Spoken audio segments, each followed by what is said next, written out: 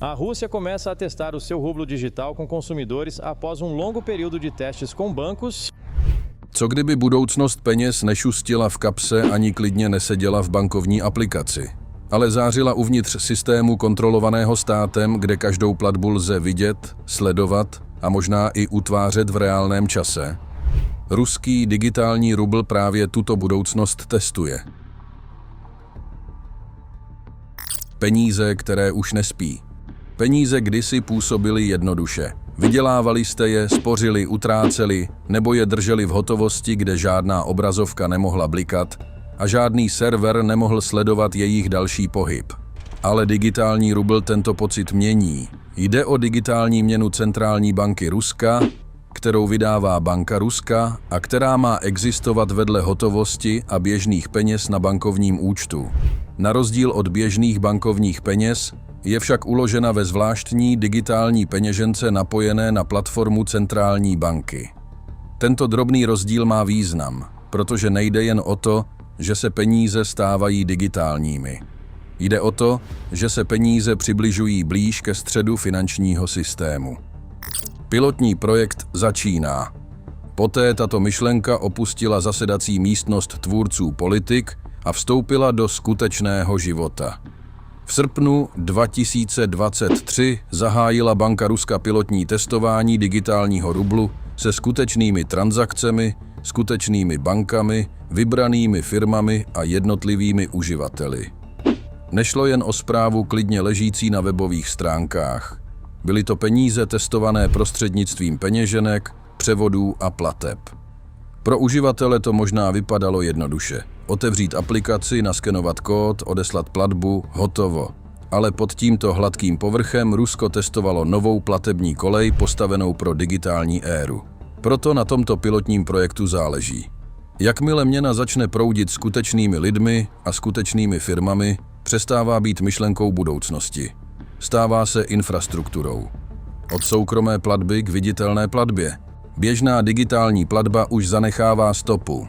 Banky zaznamenávají převody, platební aplikace ukládají aktivitu a sítě zpracovávají tok dat za obrazovkou.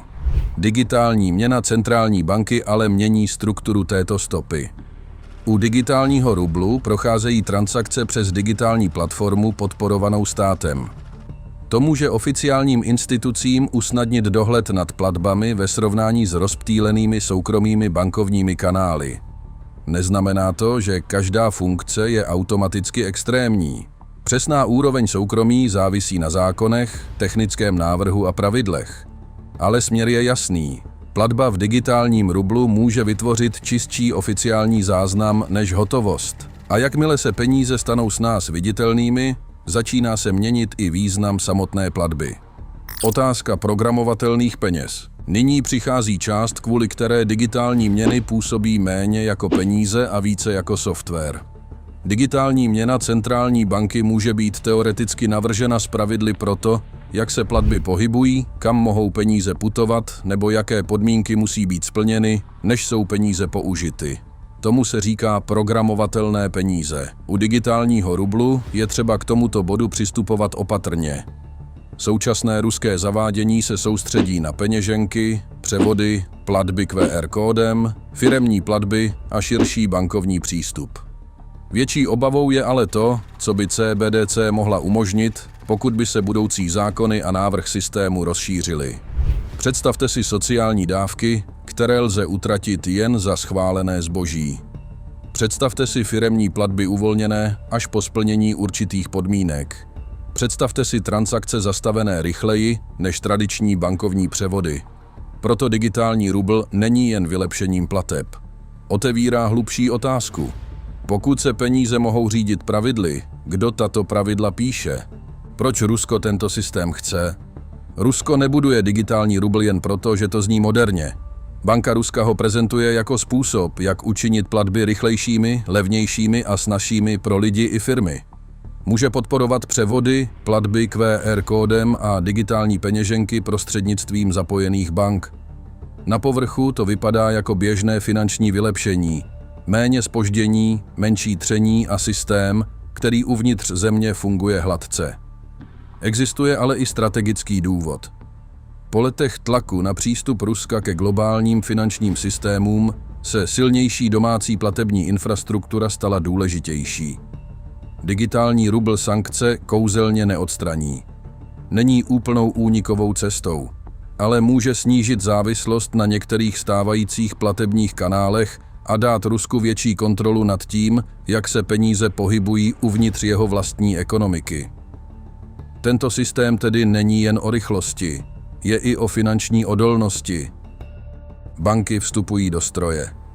Aby se digitální rubl stal skutečností ve velkém měřítku, obyčejní lidé nemusí rozumět technologii centrální banky. Stačí jim vidět novou možnost ve své bankovní aplikaci. Proto ruské zavádění závisí na tom, aby se velké banky postupně krok za krokem připojovaly k systému. Očekává se, že velké banky nabídnou služby digitálního rublu jako první, včetně peněženek, převodů a plateb za zboží a služby. Tento detail má význam, protože mění digitální rubl z pilotního projektu na každodenní infrastrukturu. Nejprve se připojí banky, pak ho přijmou firmy. Pak ho vyzkoušejí uživatelé, protože možnost už je součástí aplikace, které důvěřují. A takto finanční změna často přichází. Ne jako hlučná revoluce, ale jako tichá aktualizace na obrazovce. Lidská stránka kontrolované měny. Pro obyčejné lidi nemusí digitální rubl zpočátku působit dramaticky. Pracovník dostane výplatu. Zákazník naskenuje QR kód. Firma zaplatí dodavateli. Transakce se rychle dokončí bez papírování, zpoždění nebo komplikovaných bankovních kroků. Z pohledu uživatele to může působit čistě a moderně. Peníze se pohybují jako světlo skrz obrazovku. Ale pod tímto pohodlím se skrývá emocionální otázka. Když se platby snáze zaznamenávají, finanční soukromí může začít působit menší. Člověk může své peníze stále vlastnit. Ale pohyb těchto peněz může být viditelnější pro systém, který je spravuje. To mění pocit z utrácení. Nákup už není jen nákupem. Může se také stát součástí finančního záznamu. A proto CBDC vyvolávají tak silnou debatu. Zastánci vidí moderní platby a nižší náklady. Kritici vidí budoucnost, kde jsou peníze snáz sledovatelné, omezitelné nebo zmrazitelné. Větší budoucnost. Rusko není v tomto závodě samo. Centrální banky po celém světě zkoumají, testují nebo budují své vlastní digitální měny. Každá země se snaží odpovědět na stejnou otázku. Jak by měly peníze vypadat v éře okamžitých plateb, kybernetických rizik a klesajícího používání hotovosti? Každá CBDC ale může být postavena jinak. Jedna země se může zaměřit na soukromí, jiná na rychlost, další na silnější státní dohled. Právě to činí digitální rubl důležitým i mimo Rusko. Ukazuje, že budoucnost peněz nebude záviset jen na technologii. Bude záviset na pravidlech, návrhových rozhodnutích a politických prioritách. Skutečná debata se tedy netýká jen digitálních plateb. Týká se moci. Kdo navrhuje systém, kdo stanovuje hranice a kdo rozhoduje, co peníze smí dělat. Digitální rubl může vypadat jako jednoduché vylepšení plateb, ale ukazuje na mnohem větší posun. Peníze se nestávají jen digitálními, stávají se snáz zaznamenatelnými, snáz ředitelnými a snáz kontrolovatelnými v reálném čase. A pokud se tímto směrem měna ubírá, skutečná otázka nezní jen, jak platíme. Jde o to, kdo bude mít moc utvářet každou další platbu. Pokud vás tento příběh přiměl přemýšlet, nezapomeňte dát like, sdílet a odebírat.